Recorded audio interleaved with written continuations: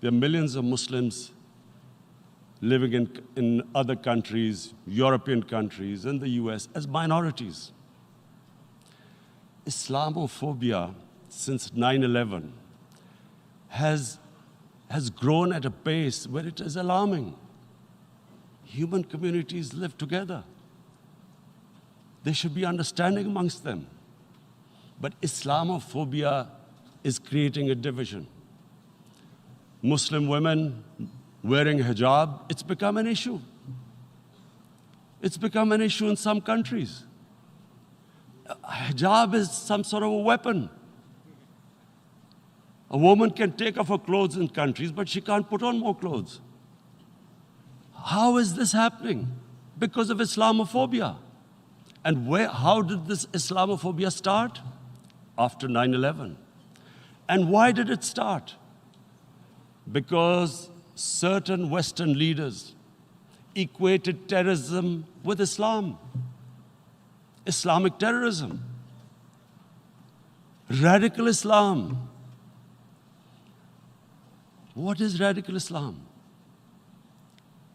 There is only one Islam, and that is the Islam we follow of Prophet Muhammad sallallahu alaihi wasallam. There is no other Islam.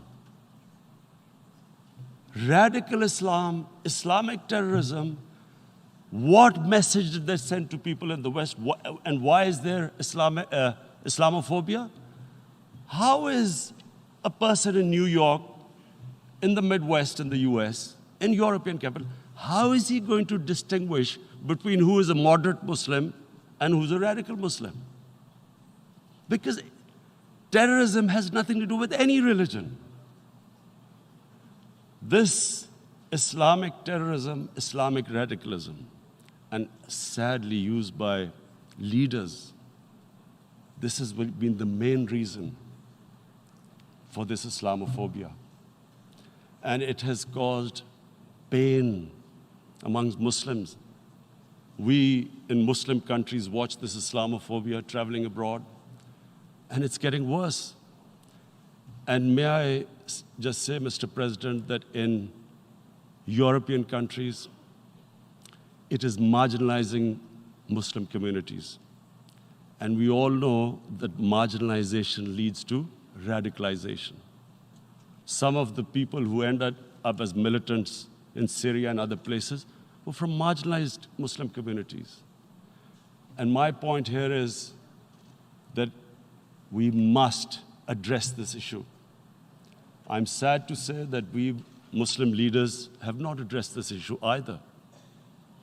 After 9/11, when this thing came about war against radical Islam, rather than Muslim leaders trying to explain to the West that there is no such thing as radical Islam, in all human communities, they are radicals. They're liberals and rest are moderate. All human communities, Christians, Jews, everyone has it. But Islam is not radical, neither Judaism, neither Christianity, neither Hinduism. No religion preaches radicalism. The basis of all religion is compassion and justice, which differentiates us from the animal kingdom. But unfortunately, the Muslim leadership was so scared of being called radical Islam that all of them became moderates. In Pakistan, we were in the eye of the storm, and our government coined a phrase called enlightened moderation. No one knows what it meant, but everyone started putting on Western suits that they were moderates, started speaking. Even those who didn't know English would speak English because they were moderates. No one had a clue what it was, because we, in the Muslim world, did not explain to the West that there is no such thing as radical Islam. One of the reasons why, after 9/11, Islam was supposed to be equated with terrorism was suicide attacks. Because the 9/11 bombers did a suicide attack, all sorts of theories came up that the Muslims are involved in suicide attacks because they will get virgin in heavens. Some came up with, what about women? suicide attackers. So this bizarre thing happened. No one explained. Suicide attacks and Islam were equated. No one did research that before 9/11, the majority of suicide attacks in the world were by Tamil Tigers, who were Hindus. No one blamed Hinduism, and quite rightly. What has Hinduism got to do with what desperate people were doing in Sri Lanka?